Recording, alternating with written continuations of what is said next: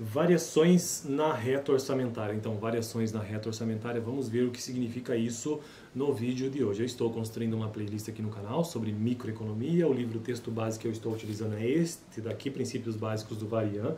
Um livro extremamente complexo, difícil, o link dele está na descrição caso você tenha interesse. Foi um dos livros que a professora utilizou quando eu cursei essa disciplina de microeconomia, que é uma disciplina extremamente importante na faculdade de economia. São 2 semestres normalmente, micro 1 e micro 2, ou então micro o ano todo. E aí nós usamos este livro como um deles, mas foi um livro secundário, de tão mais complexo, a professora preferiu não usar. É a disciplina mais difícil, na minha opinião, da faculdade de economia. Se não for a mais, é uma delas, porque é bastante matemática envolvida, bastante cálculo, tanto que o meu propósito aqui no canal não é trazer, não tenho esse objetivo de trazer esses cálculos matemáticos, eu nem sou matemático para isso e nem tenho capacidade para isso, mas apenas a perspectiva um pouco mais teórica sobre isso. Estou no capítulo 2 atualmente, que trata sobre a restrição orçamentária. E o que é a restrição orçamentária? Pense na palavra em si, neste conjunto de palavras, basicamente. Restrição é aquilo que está restrito, e orçamentário é aquilo que é o orçamento em si, é o que você tem. Então, toda pessoa, todo consumidor, toda demanda, ela tem, ou vamos pensar aqui em termos de consumo mesmo, ela tem o quê? Um orçamento. Eu tenho um orçamento, você tem um orçamento, todo mundo tem um orçamento, e nós temos restrições de orçamento, não é ilimitado.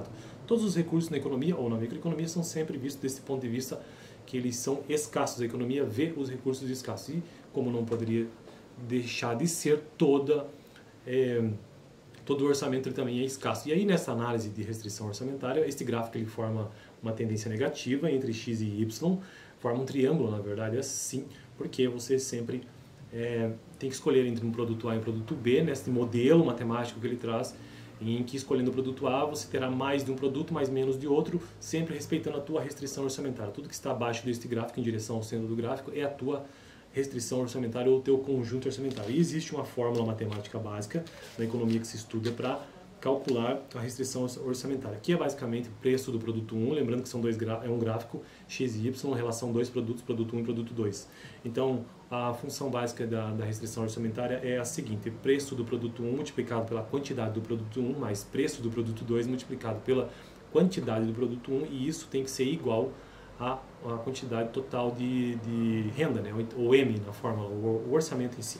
Então essa é a função, beleza? Então vamos ao vídeo de hoje, que é variações na reta orçamentária, essas variações que acontecem. São apenas 3 parágrafos curtos e eu acho que vai dar boa o vídeo, não vai ficar tão extenso. No próximo capítulo, que é o qual, já estou inclusive acabando o capítulo 2, né? Nós trataremos sobre preferências, isso é outra coisa. Analisaremos como o consumidor escolhe uma cesta de consumo, isso será no próximo capítulo, mas ele começa aqui, esse texto tratando disso. Então, no próximo capítulo, será analisado como o consumidor escolhe uma cesta de consumo ótima a partir de seu conjunto orçamentário. Então, ele tem um conjunto orçamentário, ele vai escolher qual que seria a sua cesta de consumo ótima, aquela ideal. Sempre que você ouvir a palavra ótima, seria aquela ideal, a que faz mais sentido.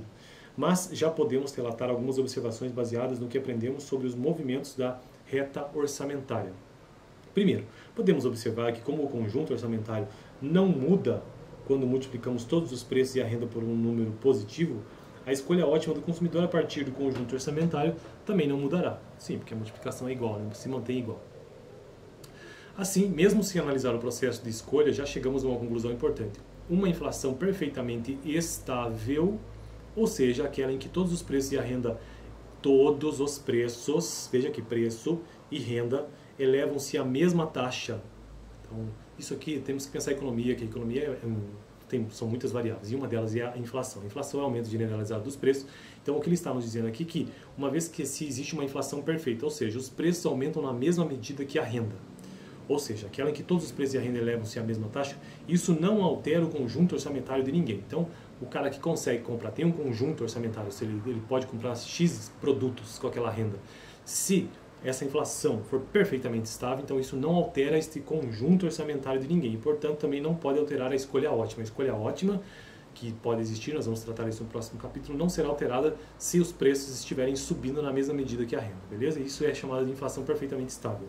Em segundo lugar, podemos fazer algumas afirmações sobre o estado de prosperidade do consumidor em diferentes níveis de preço e de renda. Suponhamos que a renda do consumidor aumente e que todos os preços permaneçam os mesmos. Então a renda aumentou e os preços se mantiveram. A renda aumentou não pela inflação, mas simplesmente por emprego, por maior capacidade.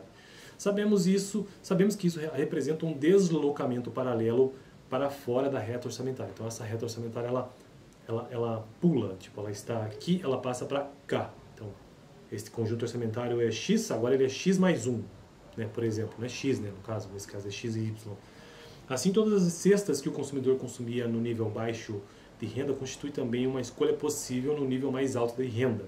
Então continua sendo a mesma. Então o consumidor deverá estar mais próspero no nível mais alto de renda do que no nível mais baixo, uma vez que ele pode escolher todas as cestas disponíveis anteriormente, além de algumas outras. Claro, porque o seu conjunto orçamentário agora se deslocou, ele está maior. Do mesmo modo, se um preço baixa quando os outros não se alteram, então a renda é a mesma, mas o preço baixou. O consumidor tem de estar tão próspero quanto antes. Essa observação simples será bastante útil mais tarde. Então aqui é basicamente um vídeo tratando sobre essas variações na reta orçamentária. No próximo vídeo farei um breve resumo de todo o capítulo 2 sobre restrição orçamentária antes de avançar para o capítulo 3. Eu estou construindo uma playlist de microeconomia aqui no canal, eu reconheço que isso é um assunto difícil e que tento tratar do melhor jeito possível, eu não consigo editar os vídeos, né? Mas apenas trazendo esses comentários aqui. No próximo, então, farei um resumo e acompanhe aqui no canal, toda quarta-feira tem um vídeo sobre microeconomia, que nada mais é uma das grandes áreas da economia, juntamente com macroeconomia, que se preocupa em estudar o que determina o preço, enfim, várias informações, várias variáveis,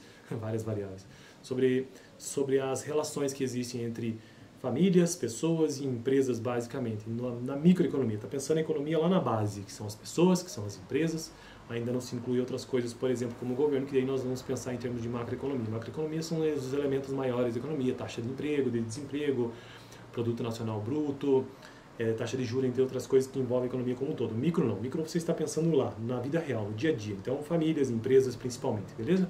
E suas relações na economia de mercado, nesse caso. Valeu, até o próximo vídeo.